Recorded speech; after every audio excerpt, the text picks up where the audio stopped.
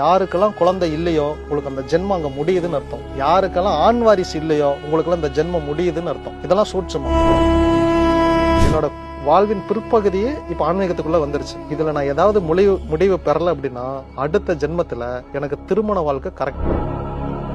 எந்த லோகத்துல நீங்க தப்பு பண்ணனாலும் இந்த லோகத்துலதான் நீங்க பிறப்பெடுப்பீங்க. அது இந்த 5 அறிவையோ 3 அறிவோ 6 அறிவோ இந்த பிறப்பு எடுப்பீங்க. இதுல ஃபர்ஸ்ட் நான் சிங்கமா இருந்தேன், நான் பூதமாவும் மாறினேன், எல்லாமே மாறி கடைசியா இந்த ரூபம் எடுத்து இதுக்கு மேல நான் எடுக்க வேணாம். கர்மாவை மாத்த முடியுமா சார்? 100% கர்மாவை மாத்த முடியும். என்னைக்கு நீங்க செஞ்ச தப்புக்கு ஒரு கர்மாவை கரெக்ஷன் பண்ணிட்டீங்களோ தண்டனை ஃபர்ஸ்ட் உங்களுக்கு இல்ல.